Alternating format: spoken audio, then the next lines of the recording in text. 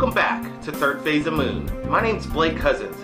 You just saw the video that we posted in regards to mysterious lights over the Monterey Bay. Now we're here with John, and he's going to explain to us what they were. But before we get to that, thanks for joining us at Third Phase of Moon, John. Thanks for having me. So I was looking over this video last year when you posted it on your YouTube, and it really baffled me. And I was wondering what these mysterious objects were.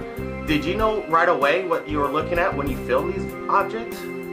Actually, yes, I did. You know, my job here at Monterey County, I work for 911. So we were getting 911 calls from people in the area who had been seeing these lights. And I knew what they were from the investigations we had done at 911. So I happened to look out my deck one night and they were flying, and I grabbed my camera and captured what came out to be a pretty good video of what really looks like UFOs. You know, and I knew that they would look like UFOs, but I knew that they weren't, so I thought it'd be a great idea to put that up on YouTube and try to have it up there as an example of misidentified flying objects, possibly.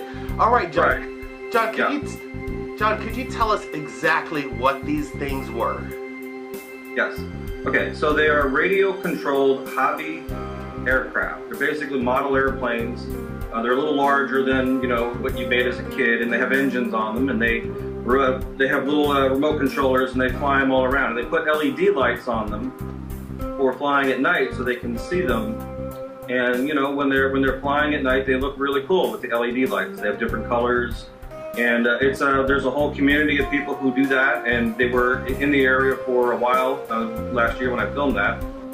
You're definitely right, John. You know, unidentified flying object means just that, UFO. And there's a lot of interpretations of what people see, and it's amazing that, you know, people like you are out there looking out for everybody to show what these possibly could be. Do you believe in alien life from other planets? No. You know, you can be agnostic about these things and say, well, I don't know, therefore I don't make a decision, I don't draw any conclusion. But, you know, you can say the same thing about goblins or fairies or leprechauns, you know. So, to me, you know, to believe in alien life is just as irrational as believing in a fairy, a goblin, or a leprechaun. You know, why would you believe in alien life? There's really no good reason to adopt that belief. You know that the CIA are creating unmanned drones, and they're going to be surveillance on our own citizens. Do you think these surveillance drones that they're building could be identified as unidentified flying objects, which they are?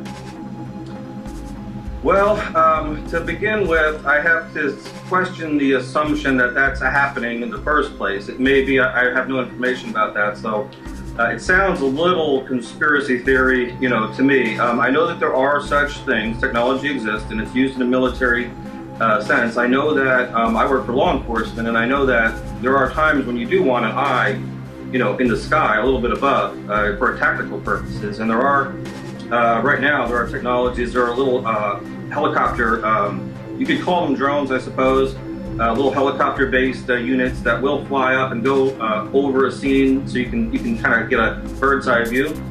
That's a pretty simple technology. If that's mistaken sometimes for a UFO, sure, lots of things can be mistaken for UFOs. Hey John, have you been following our video about Robert Bingham, the man who summons UFOs? Because on June 3rd, across from the Park Plaza Hotel, he will be summoning UFOs for the public again. You might want to show up yourself, and you may be convinced and have a different opinion regarding UFOs. Okay, I'm aware of the video. I have an open mind. It's not so open that my brains are falling out, but it's open, and okay, we'll see what happens.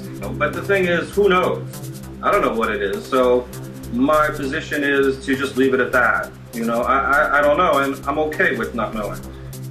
Thank you very much, John, for joining us and sharing your thoughts and sharing what these objects really were. It really helps us out to identify what is a genuine UFO and what could possibly be mistaken as one.